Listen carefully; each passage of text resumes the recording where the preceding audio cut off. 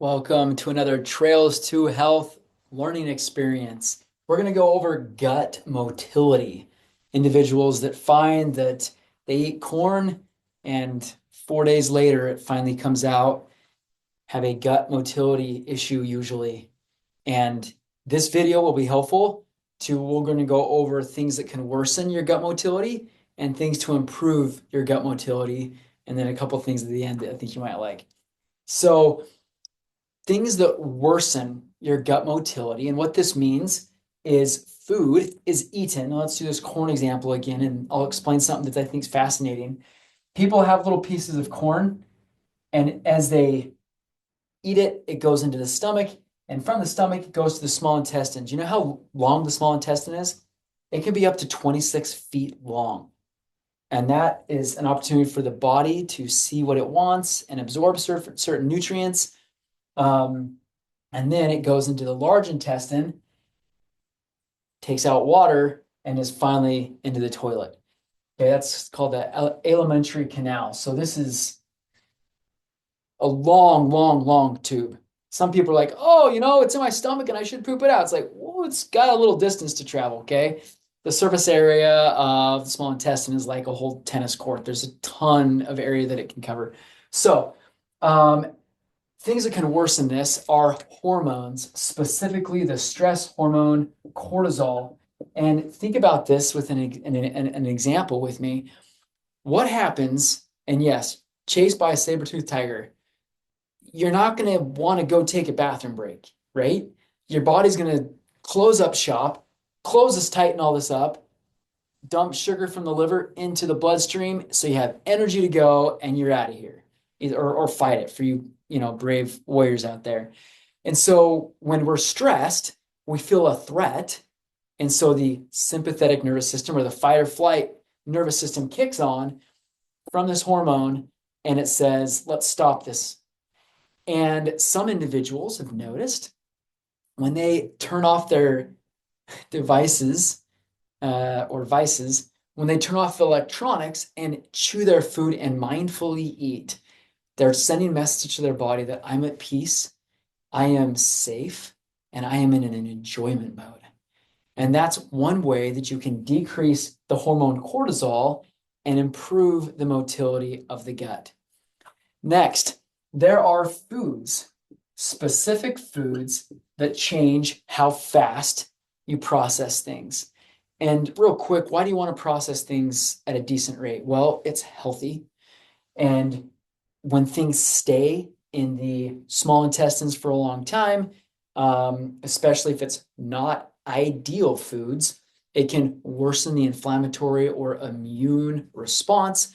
And it's a healthy way to kind of keep yourself regular.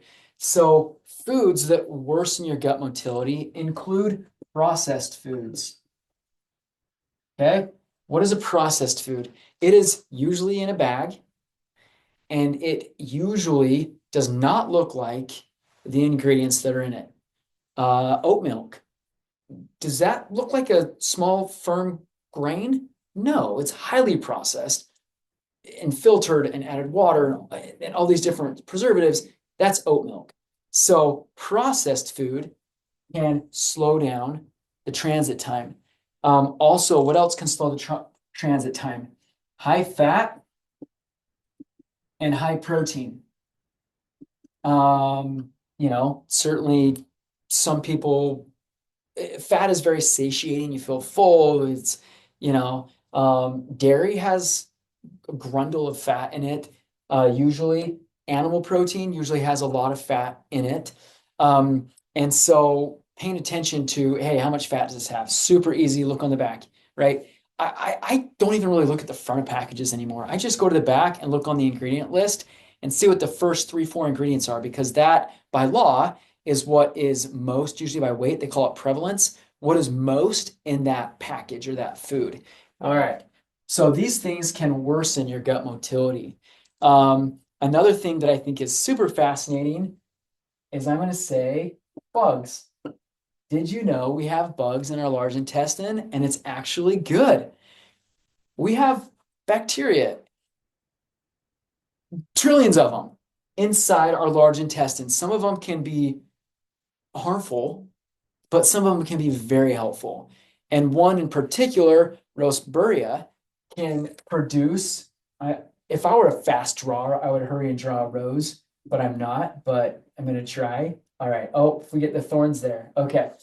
Rowedder, it actually produces short chain fatty acids. It produces butyrate, and butyrate actually can improve insulin sensitivity. So that's super cool. But back to Rowedder, it can also tell the large intestine, hey guys, move this food through.